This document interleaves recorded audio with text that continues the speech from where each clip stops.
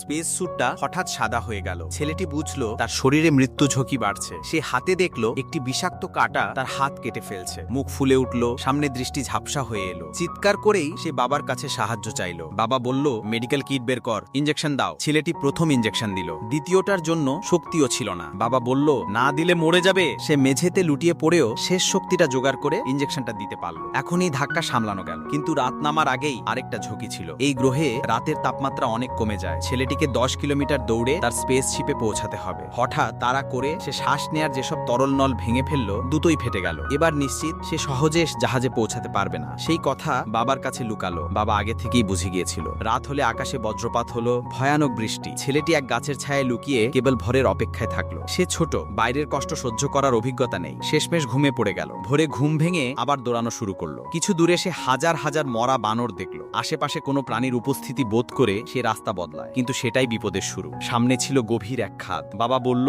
এখান থেকে ঝাঁপ দিলে রিস্ক বেশি। তোমার কাছে ঠিক মাত্র দুটো শ্বাসের তরল বাকি, যা 2 দিনও টিকবে না। পথে ফেরা হলে 3 দিন লাগবে। ছেলেটি হঠাৎ বলল, আমি ঝাঁপ দেব। বাবা থামাতে গেলেও সে বলল, আমি কাপুরুষ নয়, এবং ছুটে বড় থেকে ঝাঁপ দিল। সে জানতো মারা যেতে পারে, কিন্তু নিচে পড়ার সময়ে এক বিশাল ঈগল উড়ে এলো। ঈগলটি তাকে কাঁধে তুলে নিতে চাইলো। সঙ্গে সঙ্গে ঝর্ণায় লেগে সে অসুস্থ হয়ে পড়ল, জ্ঞান হারালো। চোখ খুলল, নিজেকে ঈগলের বাসায় পেল। জীবন রক্ষা হয়েছে, কিন্তু ঝুঁকি শেষ নয়। বাসার উপর দুটো বুনো সিংহ এসে পড়ল। ঈগল প্রথম তাকে মেরে ফেলে, কিন্তু দ্বিতীয়টা ভিতরে ঢুকলো। সিংহটি ঈগলের বাচ্চা তুলে নিল। ছেলেটি দৌড়ে এসে বাচ্চাকে নিচে খেলে। তখন আরো 2 সিংহ এলো। ঈগল ফিরে এসে একটাকে ফেলে মারে। ছেলেটি শেষ সিংহটাকে ধরে ও ধীরে ধীরে শেষে থামালো। ঈগল তার বাচ্চা হারানোর বেদনায় আকাশে চিৎকার করলো। ছেলেটি বাবার সাথে যোগাযোগ করতে চাইলো, কিন্তু তার কাজটা ভেঙে গেছে। সিগন্যাল যাচ্ছে না। এখন একা এগোতে হবে। সন্ধে ঢুকতে লাগলো। তাপমাত্রা নামে। স্পেস স্যুট আবার সাদা হয়ে গেল, বিপদের নিশানি। হঠাৎ কেউ তাকে টেনে গিয়ে একটি গুহায় ফেলে দিল। ভোরে জেগে দেখে ঈগল নিজের জীবন দিয়ে তাকে বাঁচিয়েছে।